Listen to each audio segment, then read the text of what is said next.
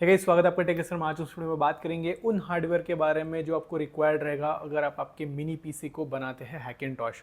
Now straight away जो stock उसमें आता है उसमें आप उसको कंप्लीट बिल्ड नहीं कर सकते, तो कुछ हार्डवेयर स्पेसिफिक आपको रिक्वायर्ड रहेगी और वो परचेस करना पड़ेगा in order to make it a full fledge working Hackintosh. तो इस वीडियो में सारी चीज़ों के बारे में बात करेंगे, तो बिना किसी तरीके वीडियो को शुरू करते हैं।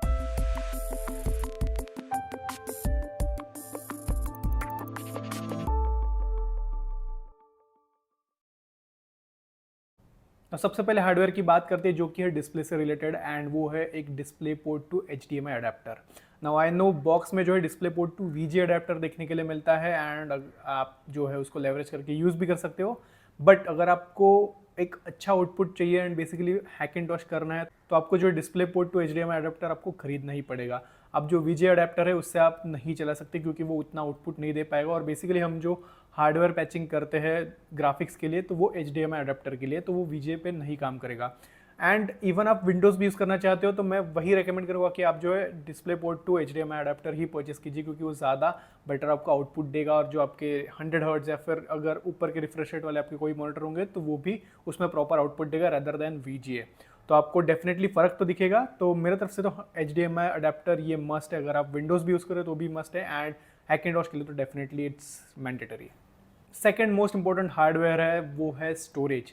नाउ अगर आपको आपकी इंटरनल SSD पे ही अगर इंस्टॉल करना है मैक OS तो दैट्स नॉट एन इशू, आप कर सकते हो। बट मैं तो यही सजेस्ट करूंगा कि आप फर्स्ट इसे जो एक्सटर्नली कोई भी SSD पे इंस्टॉल कीजिए, एंड वो अगर सही से चलता है तो वो सिंपली वो SSD आप जो है इंटरनली रिप्लेस कर दीजिए।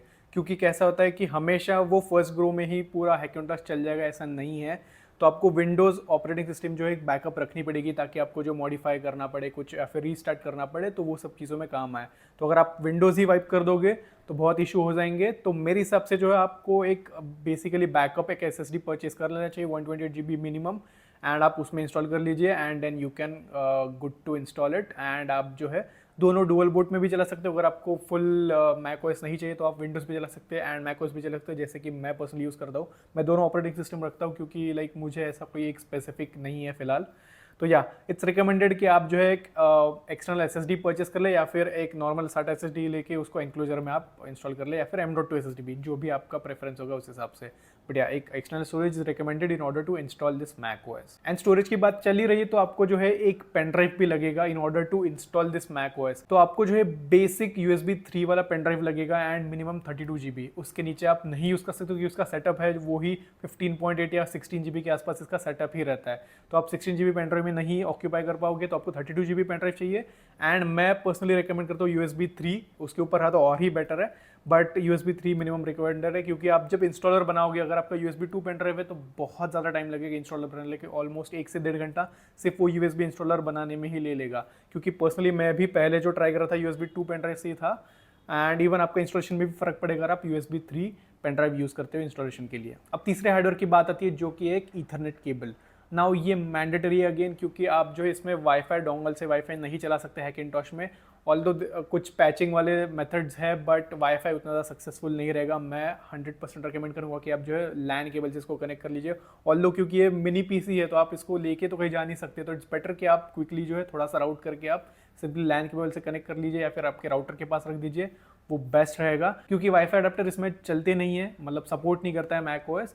एंड जो वाईफाई चिप्स है वो काफ़ी स्पेसिफिक, जो इंटेल के कुछ चिप्स है वही लाइक इसमें वर्क करते हैं। तो अगर आपको वो परचेस करना है तो आप कर सकते हो, बट वो चिप ही लाइक ऑलमोस्ट 1500 रुपीज़ के आसपास आती है। तो इट्स बेटर कि आप 200-250 रुपये का एक लैन केबल परचेस कर लीजिए, एंड वो ज़्यादा इफेक्टिव रहेगा। इवन वाईफाई से आपको ज़्यादा बेटर स्पीड्स देखने के लिए मिलेंगी। तो इथरनेट केबल भी रिकमेंडेड है अगर आपको इंटरनेट सक्सेसफुली चलाना है, जो कि ऑब्वियस चीज़ है।